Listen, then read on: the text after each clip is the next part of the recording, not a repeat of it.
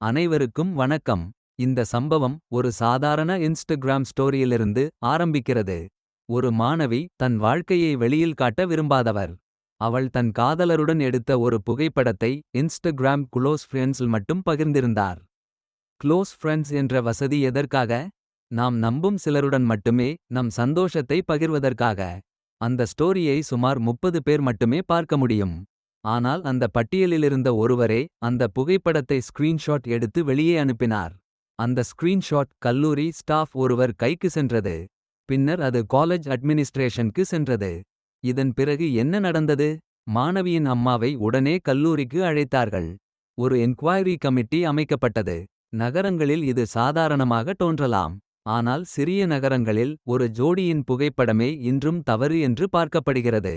இத்தகைய அநீதிகள் மாணவர்களுக்கு கடும் மன அழுத்தத்தை தரும். அதிலும் பெற்றோர்களை இதில் இழுப்பது அந்த மாணவியின் மனநிலையை இன்னும் பாதிக்கும். சிறிய நகரங்களில் பெற்றோர்கள் இதை ஒரு பெரிய அவமானமாகவும் துயரமாகவும் எடுத்துக்கொள்வார்கள். இந்த அழுத்தத்தை தாங்க முடியாமல் அந்த மாணவி இன்று நம்முடன் இல்லை. இதற்கு பிறகு அந்த பகுதி மாணவர்கள் போராட்டம் தொடங்கியுள்ளனர். பல அமைப்புகளும் அவர்களுடன் சேர்ந்துள்ளன. இந்த பிரச்சனை வெளிச்சத்துக்கு வர வேண்டும் என்று அவர்கள் கோருகின்றனர். நகரங்களில் நடக்கும் சம்பவங்கள் உடனே பெரிய செய்தியாக மாறும். ஆனால் சிறிய நகரங்களில் நடந்தால் பல நேரங்களில் அது புறக்கணிக்கப்படுகிறது. இந்த பிரச்சனையின் அடிப்படை என்ன? தனிப்பட்ட வாழ்க்கையை மதிக்காத மனப்பாங்கு. சுயமாக நிற்கும் பெண்களை இன்னும் ஏற்றுக்கொள்ள முடியாத சமூக மனநிலை. கட்டுப்பாடு என்ற பெயரில் அழுத்தம் கொடுக்கும் அமைப்புகள்.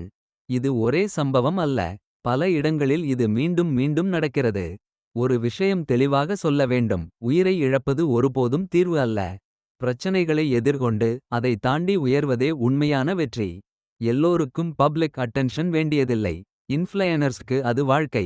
ஆனால் சாதாரண மனிதர்கள் அமைதியான தனிப்பட்ட வாழ்க்கையை விரும்புவார்கள். அந்த தனியுரிமை மதிக்கப்பட வேண்டும். இளைஞர்களுக்கு ஒரு செய்தி: நீங்கள் எந்த ஊரில் இருந்தாலும் உங்கள் கனவுகள் குறைவானவை அல்ல. உங்களை தே என்று பிரிக்க முடியாது. உங்கள் வளர்ச்சி சிலருக்கு பிடிக்காமல் போகலாம். அவர்கள் உங்களை தடுக்க முயற்சிப்பார்கள். அவர்களுக்கு பதில் சொல்லும் ஒரே வழி உங்கள் முன்னேற்றம், உங்கள் கல்வி, உங்கள் உழைப்பு. அமைதியாக உயருங்கள். உங்கள் வெற்றிதான் அவர்களுக்கு மிகப்பெரிய பதில். இந்த சம்பவம் மீண்டும் நடக்கக்கூடாது. இதிலிருந்து நாம் கற்றுக்கொள்ள வேண்டும். தனியுரிமையை மதிக்க வேண்டும். மனிதர்களை புரிந்துகொள்ள வேண்டும். இது ஒரு மாணவியின் கதை மட்டும் அல்ல. இது நம் சமூகத்தின் கதை. நன்றி. மேலும் செய்திகளுக்கு எங்களுடன் இணைந்திருங்கள்.